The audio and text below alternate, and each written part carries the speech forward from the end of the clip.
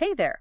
Welcome to your personalized deep dive into the fascinating world of love and relationships. Yeah. We've got a really interesting mix of sources for you today, Right. all about building healthy connections and understanding the dynamics of love and desire. Yeah. Get ready for some aha moments because we're about to uncover some Yeah. seriously insightful nuggets about what makes relationships tick. We're going to explore everything Okay. from expert insights on attachment styles and conflict resolution All right. to personal stories that really bring these concepts to life. Yeah. And by the end of this deep dive, Yeah. you'll have a much clearer understanding Mm-hmm. of how to navigate the complexities of love Right. and build stronger, more fulfilling relationships. So first up, Okay. we're diving into this video titled, A High-Value Woman Never Begs for Love. She Walks Away with Confidence. Okay. I have to admit, the title itself really grabbed my attention. What are your thoughts on this concept of a high-value woman? Well, it's certainly a catchy phrase. Right. And I think it speaks to a deep-seated desire for self-worth and empowerment in relationships. Yeah. The video emphasizes that a high-value woman understands her worth Uh-huh. and doesn't settle for less than she deserves. Okay. She doesn't beg for love or attention. Right. She commands respect by setting clear boundaries Yeah. and walking away from situations that diminish her value. I'm really intrigued by this idea of walking away with confidence. Okay. It seems counterintuitive to what we're often told about relationships, like compromising and working things out. What are your thoughts on this? Well, it's not about abandoning relationships at the first sign of trouble. Right. It's about recognizing when a situation is fundamentally unhealthy Yeah. and having the courage to prioritize your own well-being. Mm-hmm. It's about recognizing unhealthy patterns, Okay.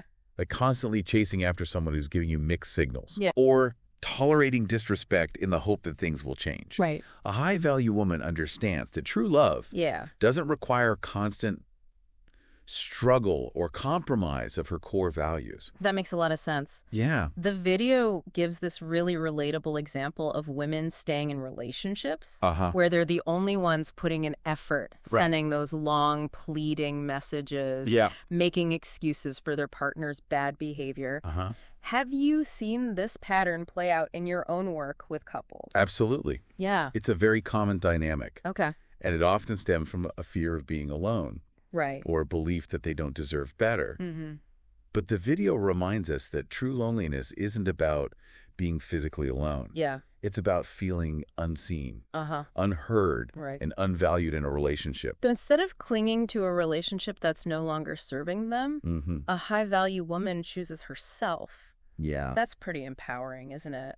It is. Yeah. It's about recognizing that you are worthy of love and respect, Mm-hmm. and that you have the power to choose partners and situations Right. that align with your values and needs. Yeah. It's about shifting from a place of scarcity to a place of abundance, Okay. believing that there is someone out there who will appreciate and cherish you for who you are. I love that shift in perspective. Yeah. Now, moving on from the concept of a high-value woman, Right. we have this fascinating conversation between Jay Shetty and Esther Perel, where they talk about the operating systems we bring into relationships. Right. I'm curious to hear your take on this metaphor.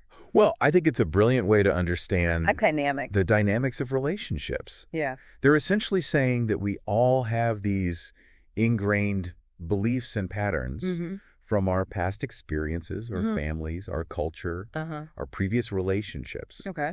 And we tend to project those onto our partners. Yeah. We assume that they should operate the same way we do. Right. And when they don't, Mm-hmm. it can lead to conflict. It's like expecting everyone to speak the same language. Yeah, Even though we've all grown up with different dialects and accents. exactly. Yeah. And those differences can create misunderstandings and friction, especially when we're not aware of our own operating systems Right. or how they might differ from our partners. They use the simple example of doing the dishes to illustrate this point. Right. One partner might be wired to clean up immediately after a meal, while the other prefers to relax and enjoy the conversation first. Yeah, It seems trivial, but it can become a major source of tension. absolutely. Yeah. If both partners are rigidly attached to their own way of doing things. And what's fascinating is that the surface level argument about the dishes isn't really about the dishes at all. Right. It's about deeper needs and values. Yeah. Things like control, order, respect, and consideration. Absolutely. So how can we avoid these clashes of operating systems? Okay. Is it about finding someone who's perfectly compatible with our own way of doing things? That's certainly one approach. Okay. But I think it's more about developing self-awareness and learning to communicate our needs effectively. Right. It's about recognizing that our partner might have a different operating system. Yeah. And that doesn't mean they're wrong or that the relationship is doomed. So instead of trying to change our partner, we need to understand and respect their way of operating. Right. And then we can have a conversation about how to meet both our needs. Exactly. Yeah. It's about finding a compromise that works for both of you. Okay. And that requires clear, honest communication and a willingness to be flexible and adaptable. That leads us perfectly into our next source. Okay. A conversation between Esther Perel and Andrew Huberman about the erotic blueprint. Right. I have to admit, this one really piqued my curiosity. Yeah. Can you explain this concept a little more? The erotic blueprint is basically a map of our emotional and sexual desires, shaped by our past experiences, right, our attachment styles, and even our cultural conditioning. Okay. It's the unique way each of us experiences and expresses intimacy. So it's not just about what turns us on physically. It's about the deeper emotional and psychological factors that influence our desires. Exactly. Yeah. Perel has this provocative statement. Okay. Tell me how you are loved, and I will tell you how you make love. Wow. She's suggesting that our early childhood experiences, how we were touched, held, and cared for, profoundly shape our adult intimate lives. Wow, that's a powerful thought. It is. Yeah. So our past is literally shaping how we experience intimacy in the present. It is. Yeah. And that's why self-awareness is so crucial in relationships. If we're not aware of our own erotic blueprint, we might unconsciously recreate patterns from our past. That aren't serving us. Yeah. So if we're experiencing challenges in our intimate lives, understanding our erotic blueprint can help us identify those patterns and start to make more conscious choices. Absolutely. Yeah. It's about recognizing that our desires and needs are valid and that we deserve to experience intimacy in a way that feels authentic and fulfilling. That brings us to our next source. Okay. A video from the School of Life. That presents a simple yet incredibly powerful rule for healthy relationships. Oh, yes. Okay. This one is a gem. Okay. They suggest asking yourself a single question before speaking in any potentially charged situation. Okay. If I were going to try to be 3 things, honest, kind, and polite, what would I say now? It seems almost too simple to be effective. It does. Yeah. What makes this question so powerful in your view? Well, It forces us to pause and reflect before reacting impulsively. Okay. It reminds us that even when we're feeling angry, hurt, or frustrated, we can choose to communicate in a way that respects our partner and preserves the connection. So instead of blurting out the first thing that comes to mind, we take a moment to consider how our words might impact our partner and the relationship. Exactly. Yeah. And the video provides some hilarious examples of how to translate harsh criticisms into honest, kind, and polite expressions. Right.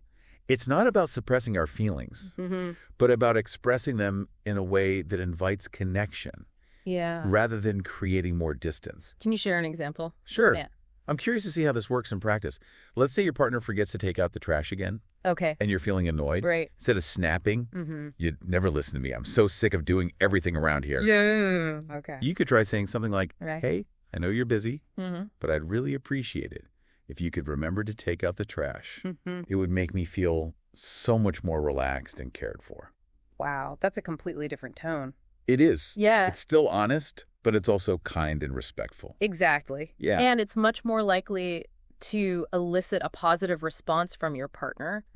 It's about communicating your needs in a way that invites collaboration rather than confrontation. Yeah. I think we could all benefit from asking ourselves that question more often. I think so, too. Yeah. Not just in romantic relationships, but in all our interactions. Absolutely. It's a simple yet profound principle that can transform the way we communicate and connect with others. And one thing that's striking me as we delve into these sources is this recurring theme of knowing your worth. It seems to be the foundation for building healthy, fulfilling relationships. You're absolutely right. Yeah. Self-worth is the bedrock of healthy relationships. Okay. It's about recognizing your inherent value, setting boundaries, and refusing to settle for less than you deserve. And I think this video from Jimmy on relationships really drives that point home with his analogy comparing a job to a relationship. I'm intrigued. Okay. Tell me more about this analogy. He says that just like you can't expect to keep your job, if you stop showing up and doing the work, you can't expect the relationship to thrive if you're not putting in the effort. Both require consistent attention, nurturing, and a willingness to show up for the other person, even when it's not easy or convenient. That's such a powerful comparison. Yeah. It highlights the responsibility we have in creating and maintaining healthy connections.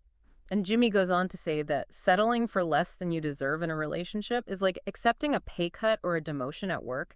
It diminishes your sense of self-worth and can lead to resentment and dissatisfaction over time. It's about recognizing that you are worthy of a fulfilling, loving relationship. Yeah. Where your needs are met, your voice is heard, and you feel safe and respected. It's about setting a standard for yourself. Exactly, and refusing to accept anything less. And that standard should be based on your values, your needs, and your vision for a healthy, loving partnership. Now, speaking of setting standards, Jaden Animation's video on relationships had some really insightful points about maintaining your personal ecosystem and the power of saying no to protect your well-being. I found this particularly fascinating. Okay. What are your thoughts? Well, I think Jaden Animation's analogy of an ecosystem is brilliant. Okay. They're essentially saying that we all have this beautiful, thriving inner world, and we need to be mindful of who and what we allow into that space. It's about recognizing the people and situations that drain our energy, compromise our values. Or make us feel less than ourselves. Exactly. And having the courage to say no to those things. Even when it's difficult or uncomfortable. They talk about how manipulation can often start subtly, like pollution seeping into a pristine environment. It might not be obvious at first, but over time, it can contaminate our sense of self and erode our well-being. It's a reminder to be vigilant and to trust our intuition. If something feels off or if someone is consistently making us feel bad about ourselves, it's important to pay attention to those red flags and take steps to protect ourselves. They also highlight the importance of having a strong support system. People who can offer a different perspective and help us see things more clearly, especially when we're feeling confused or overwhelmed. That's so important. Having a trusted network of friends, family, or even a therapist can provide a vital lifeline. Especially when we're navigating challenging relationships. It's like having a team of environmental protectors for your personal ecosystem, helping you identify and eliminate any potential toxins. I love that. It's a great way to visualize the importance of surrounding ourselves with positive, supportive people who uplift and empower us.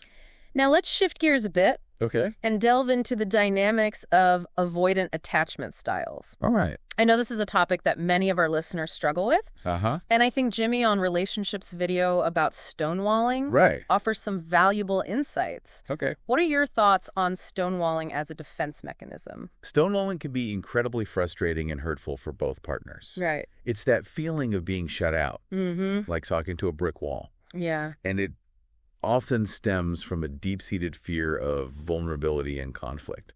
He talks about how the feeling of being abandoned or criticized can trigger this defensive reaction of shutting down or withdrawing. Right. To protect oneself from further hurt. It's a primal response, really. Yeah. When we feel threatened, our nervous system kicks into gear, activating our fight, flight, or freeze response. Right.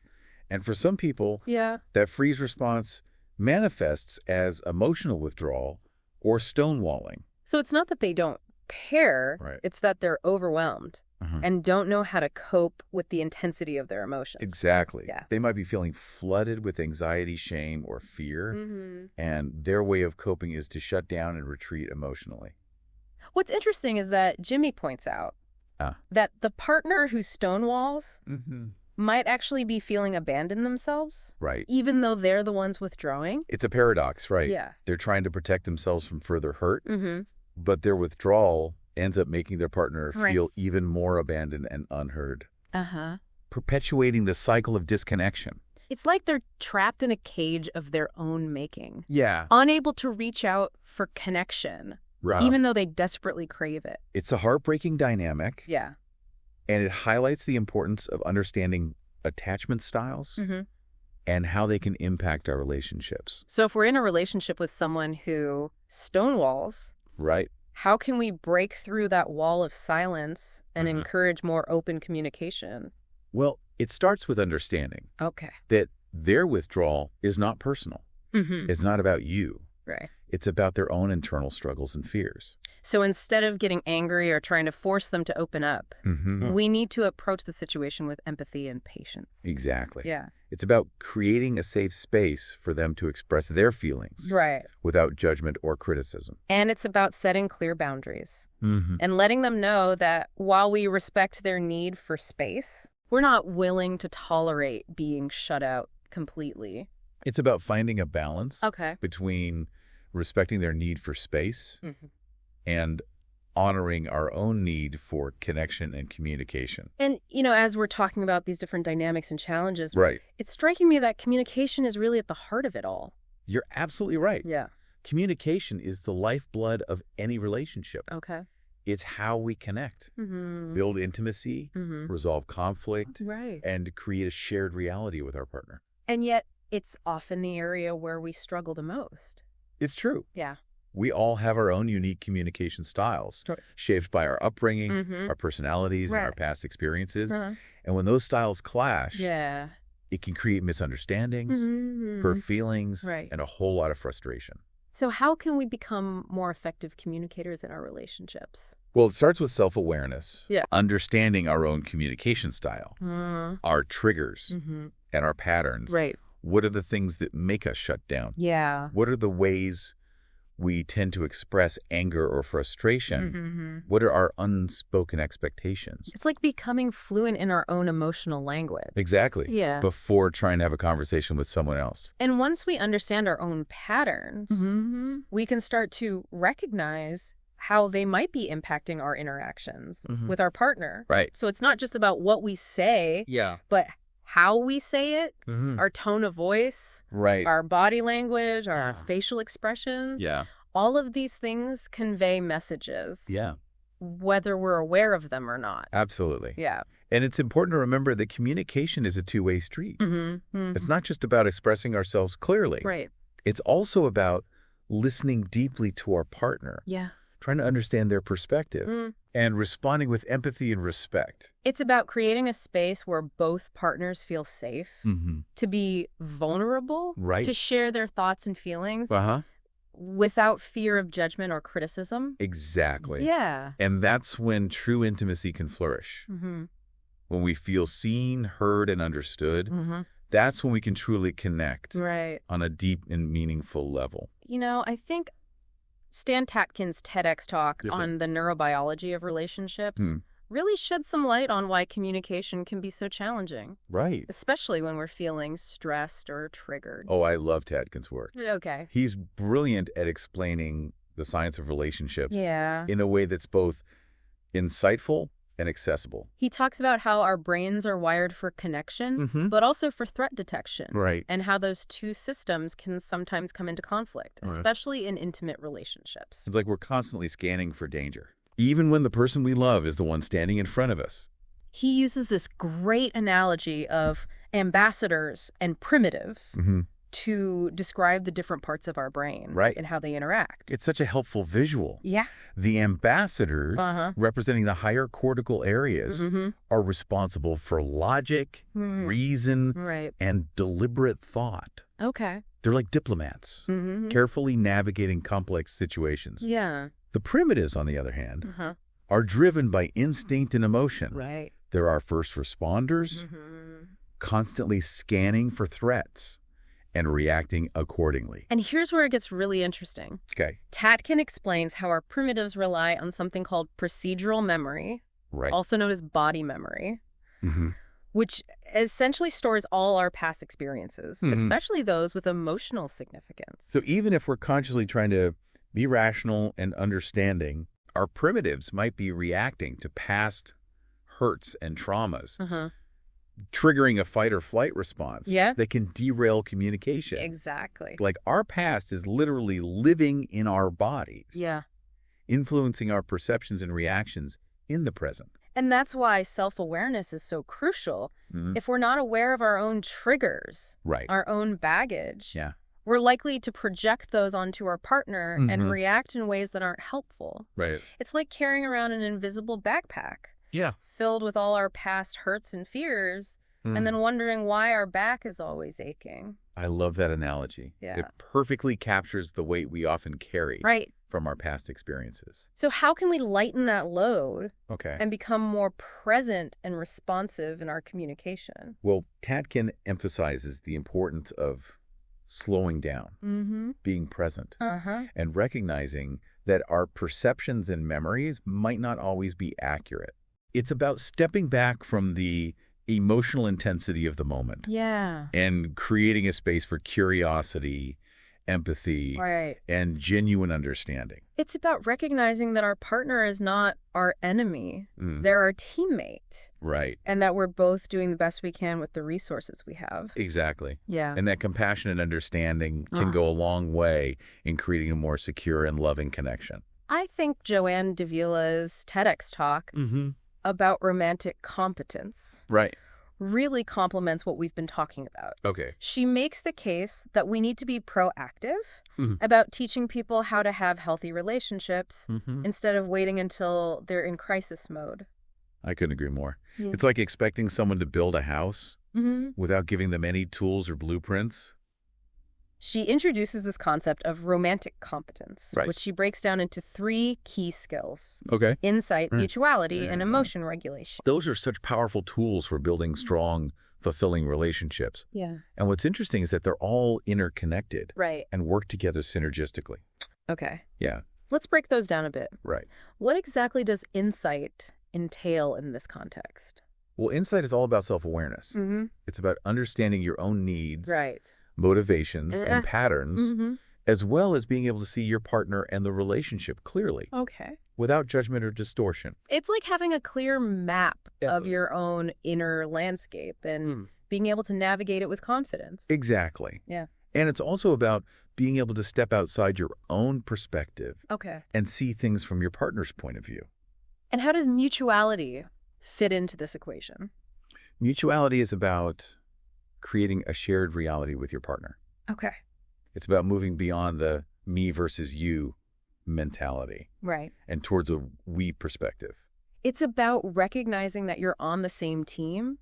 Working together to build a life and a love that honors both your individual needs and your shared dreams. Exactly. Yeah. And that requires a willingness to compromise, to listen to each other's perspectives, and to find solutions that benefit both partners. And finally, we have emotion regulation.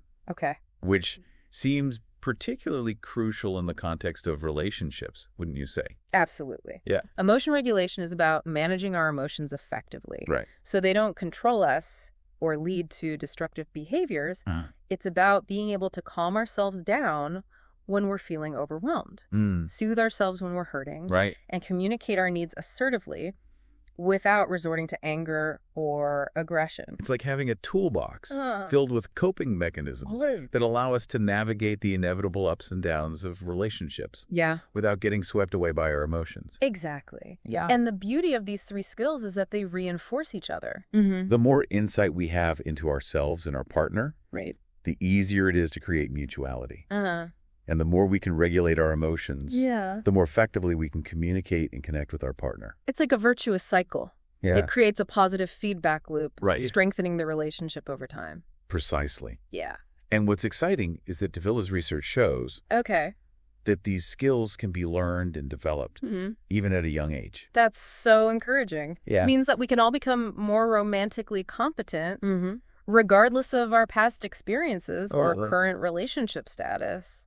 It's about empowering ourselves and our future generations with the tools and skills to create healthy, fulfilling, and lasting love. It really is empowering to know that we have more control over our relationship destinies than we might think. It is. And speaking of control, let's circle back to Jaden Animations for a moment.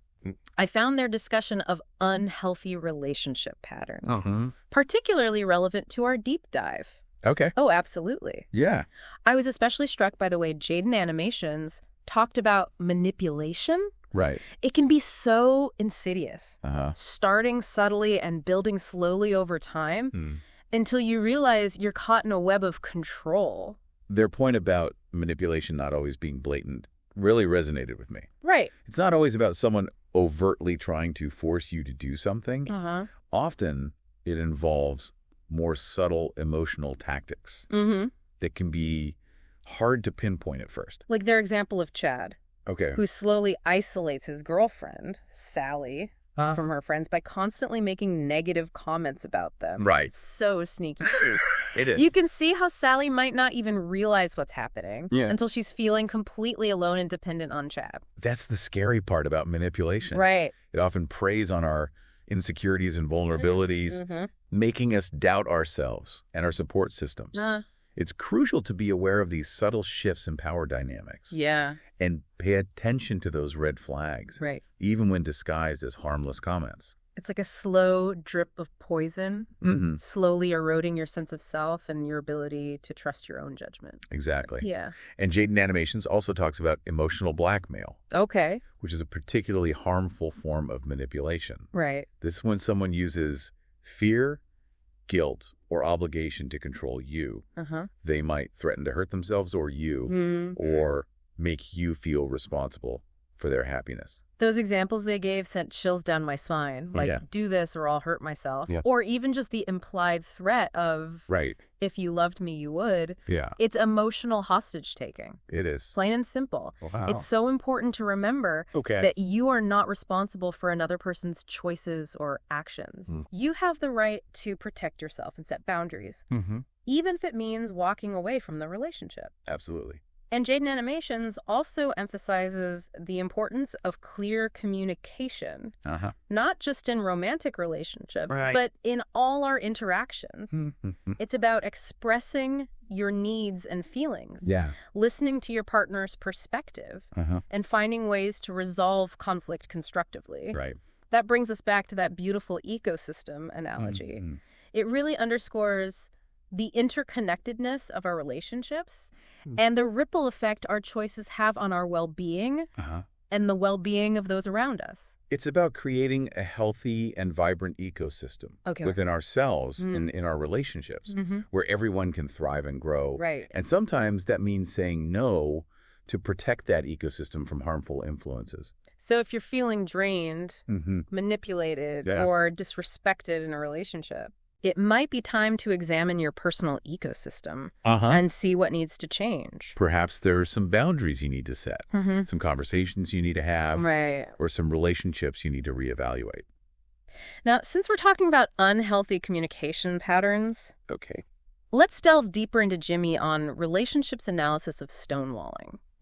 I thought it was really insightful how he approached it from the perspective of the person who stonewalls, shedding light on the motivations and fears driving that behavior. It's so easy to demonize the person who shuts down during conflict. But Jimmy, on relationships, encourages us to consider the deeper reasons behind their withdrawal. He points out that stonewalling often stems from a deep-seated fear of vulnerability and conflict.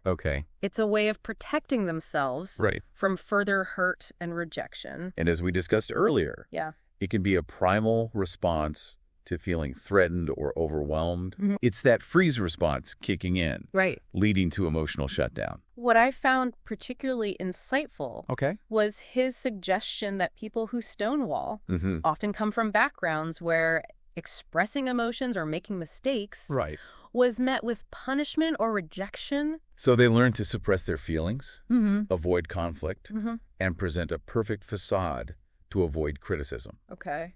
It's a heartbreaking adaptation, really. And sadly, that pattern can get replicated in their adult relationships. They might unconsciously recreate those dynamics, pushing their partners away out of fear of getting too close. It becomes a self-fulfilling prophecy, right? Yeah. They're so afraid of being hurt or abandoned Right. that they end up creating the very conditions that lead to those outcomes. So what can someone do if they recognize themselves in this pattern? Okay. How can they break free from the cycle of stonewalling and create healthier communication patterns? The first step is awareness. Okay. Recognizing the impact of their behavior on their partner and taking responsibility for the hurt they're causing. And then it's about starting to unpack those deeper wounds, those fears of vulnerability and rejection. Therapy can be incredibly helpful in this process. Yeah. Providing a safe and supportive space to explore those underlying issues Right. and develop healthier coping mechanisms. And it's also about practicing new ways of communicating, learning how to express their needs and feelings assertively without resorting to shutdown or withdrawal. It's about building their emotional vocabulary and developing the skills to navigate conflict constructively. And for those of you who are in a relationship with someone who stonewalls, remember that patience and empathy are key. Absolutely. It's about understanding that their withdrawal is not personal. It's a reflection of their own internal struggles, not a lack of love or care for you. So instead of getting angry or trying to force them to open up, focus on creating a safe and supportive environment where they feel comfortable expressing themselves. Let them know that you're there for them when they're ready to talk and that you're willing to work together to find solutions. And remember, building trust takes time and effort. Be patient. Be kind and celebrate every small step towards more open and honest communication. You know, as we're discussing these various challenges and solutions, I keep coming back to how much our past experiences shape our present relationships. It's like we're all carrying around invisible baggage from our childhoods, our previous relationships, even our cultural conditioning. And sometimes that baggage can weigh us down. It can. Making it difficult to move forward freely and create healthy, fulfilling connections. That's where the concept of the erotic blueprint becomes so relevant. It helps us understand how our past experiences, especially our early attachment patterns, shape our desires, our fears, and our ways of relating to others intimately. It's fascinating to think that something as seemingly primal and instinctual as sexual desire can be so deeply influenced by our emotional history. It really highlights the interconnectedness of our minds and bodies and how our past can literally live in ourselves, shaping our present experiences. I love how Esther Perel puts it. Tell me how you were loved. And I will tell you how you make love. It's such a profound statement. It is. Suggesting that the way we were touched, held, and cared for as children has a lasting impact on how we approach intimacy as adults.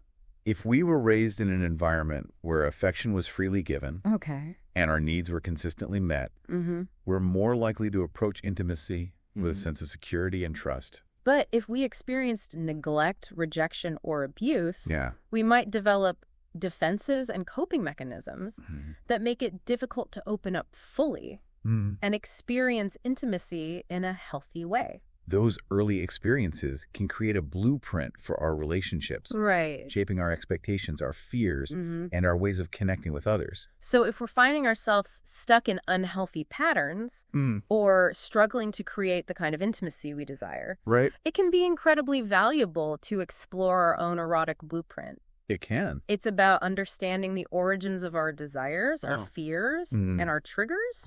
And then consciously choosing to create new patterns that are more aligned with our values and our vision for a fulfilling and loving relationship. It's about rewriting the script, so to speak. And creating a new blueprint for love and intimacy. And I think that's where Stan Tatkin's work on the neurobiology of relationships can be incredibly empowering. It reminds us that while our brains might be wired for threat detection and self-preservation, they're also wired for connection and love. Absolutely. It's about understanding how those two systems interact and learning how to regulate our nervous systems so we can create a sense of safety and security in our relationships. He talks about the importance of creating a couple bubble. Okay. A shared space where both partners feel safe, seen, and understood. It's about becoming each other's allies, supporting each other through challenges, and celebrating each other's triumphs. And that sense of safety and connection is essential for building trust, intimacy, and lasting love. You know, as we're exploring these different perspectives on relationships, I'm struck by the recurring theme of self-awareness. Right. It seems to be the foundation for everything. It does. From setting boundaries to communicating effectively to creating healthy intimacy. You're absolutely right. Self-awareness is the key that unlocks the door to healthy relationships. It's about understanding our own needs, motivations, patterns, and triggers, and recognizing how those might be impacting our interactions with our partner. It's about taking ownership of our own stuff, so to speak. Right. And not projecting our baggage onto our partner. Exactly. And the more self-aware we become, the more compassion and empathy we can have for ourselves and for our partner. It's like putting on a pair of glasses that allow us to see ourselves and our relationship more clearly with all its strengths and challenges. And that clarity is essential for making conscious choices, setting healthy boundaries, and creating a relationship that truly nourishes both partners. I love that analogy of the glasses. It is a good one. It's like we're finally able to see the world and our relationships in high definition. Exactly. And that clarity allows us to appreciate the beauty and complexity of love, while also recognizing the areas where we need to grow and evolve. Now, speaking of growth and evolution, let's circle back to the concept of romantic competence for a moment. Right. I'm curious to explore how we can actually develop those essential skills, insight, mutuality, and emotion regulation. That's a great question. I think it starts with a willingness to learn and grow. To be open to new perspectives and to challenge our old patterns and beliefs. It's like embarking on a journey of self-discovery where we're constantly exploring new terrain and expanding our understanding of ourselves and our relationships. And the beautiful thing is that there are so many resources available to support us on this journey. From books and podcasts to workshops and therapy. There's a wealth of information and guidance out there. Absolutely. And you know, it doesn't have to be overwhelming. No, it doesn't. We can start with small steps, like making a commitment to practice mindful communication or setting aside time for regular check-ins with our partner. Exactly. It's about making conscious choices that support our growth and the growth of our relationship. And remember, it's a journey, not a destination. There will be ups and downs, challenges and triumphs along the way. But if we approach our relationships with intention, curiosity, and a willingness to learn and grow, both individually and together, we can create connections that are not only enduring, but deeply fulfilling and transformative. We've covered so much ground today. We have. I'm feeling a little overwhelmed, to be honest. I know, me too. What are your biggest takeaways from this deep dive? Oh, that's a great question. What stands out to you as the most valuable insights? Well, for me, it's the power of self-awareness. It really does seem to be the foundation for everything else. The more we understand ourselves, our needs, our patterns, and our triggers, the better equipped we are to create healthy, fulfilling relationships. I completely agree. And along with self-awareness, I think the importance of clear, compassionate communication cannot be overstated. It can't. It's the bridge that connects our hearts and minds, and it's the key to resolving conflict. Building intimacy and creating a shared reality with our partner. Absolutely. And I think it's also important to remember that relationships are a journey, not a destination. There will be ups and downs, challenges and triumphs along the way. It's about embracing the messiness, the imperfections, and the constant evolution that comes with being in a relationship. And it's about approaching those challenges with curiosity, compassion, and a willingness to learn and grow, both individually and together. So as we wrap up this deep dive into the fascinating world of love and relationships, I want to leave you with a final question to ponder.